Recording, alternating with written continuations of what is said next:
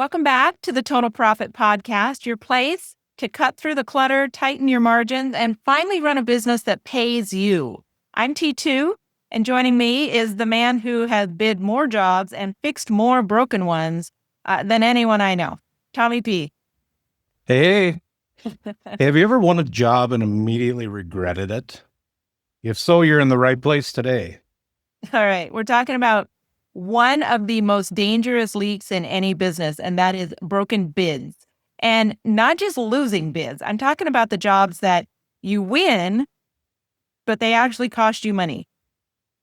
Yeah, everybody thinks the goal is to win the job, but if you win the job with a broken bid, you're just bro- booking unprofitable work. You're wearing out your crews, you're emptying your pocketbook. That's not winning. You're just bleeding a slow financial death. So let's start what we mean. Let's start with what we mean by a broken bid. What is it that makes it broken, Tommy? So the short list is your labor is underestimated. Your your overhead is missed. So your cost of doing business, whether you do $1 or $1 million, is a fixed cost. So you need to include that. Then materials aren't properly allocated or accounted for. So those show up missing on bids. So those costs just go and take right off the bottom line. And you're guessing at your real costs. Like you can't reach out to your friends and ask them, what should I bid this at? What would you put for a square footage price? And I think it happens more often than people realize. We see it a lot on social media. Like we respond to a lot of social media questions out there. Hey, how would you guys bid this job? Or, what do you think about uh, these numbers and so on in the groups around? There's a lot of Facebook groups out there that we follow and participate in. And we see that question a lot. Like, am I bidding this right? So basically what you're saying is that it looks good on paper, but it's a margin nightmare in the real world. Yeah, let me just give you a quick story about a client that we had that was out there doing some commercial work, bidding like crazy, and couldn't understand why his checkbook wasn't moving. And we broke it down with him and we dug in and figured out what his employee costs were and what his actual costs were. And it turns out he was losing like $45,000 a quarter. That's insane. That's really that's wicked. That's just underbidding. And it's not a rounding error, right? I mean, $45,000, that's a salary. That's an entire salary of a worker. So, yeah, that's scary.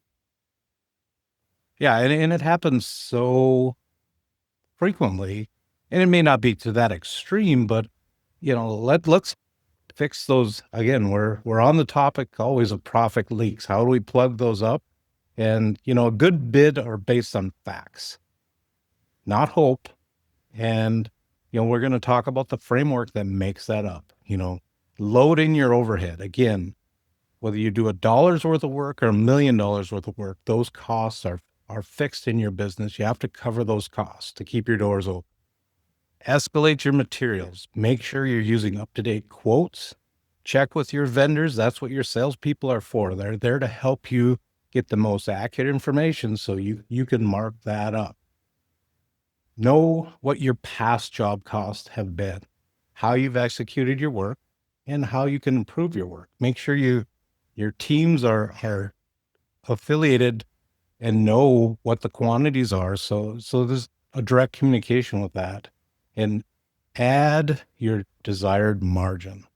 Give yourself a goal for a margin at the beginning of the year and use that as your guideline. Don't deviate from that profit margin and it's going to start feeding your bank account. Right. So if you listened to us last week, we talked about paying yourself first and so on. I mean, we don't want you to back into that profit. We want you to build it in from the start. And that's just a smart way to do business. So you're not guessing to try and win. You're pricing appropriately in order to sustain your business. And what a comfortable feeling knowing what your costs are when you see them on paper and you feel that's a good number. So we're using the performance margin software. That's where this product shines. It goes in and it costs your labor, it costs your equipment, it costs your material. And then once you have your cost, then you can include your margin, and that's where you start recovering those that profit. And it's a wonderful thing. So you can forecast more accurately. That way your next bid is built on real numbers, not wishful thinking. And that just turns your estimating process from very stressful to strategic. So, always a good thing. So, your total profit challenge this week is to pull your last three jobs. Pull your last three jobs. Compare your estimated versus your actual labor and materials, and kind of do that post-mortem before and after comparison. Identify where that delta is. Where did you go over and where did you go under? And then use that data. Use it to update your bid template before your next proposal, or give us a call regarding performance margin software, and we can show you how to do it very, very easily.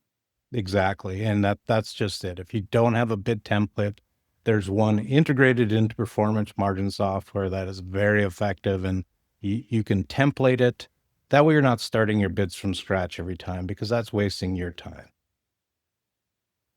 And finally, this episode is sponsored by Performance Margin. It's the tool that makes your bids smarter, faster, more profitable. Guessing is expensive. Guessing is just expensive. So when your bid is based on truth, your profits will follow. So if this helped you, subscribe and share with someone still stuck pricing from their gut or what feels right.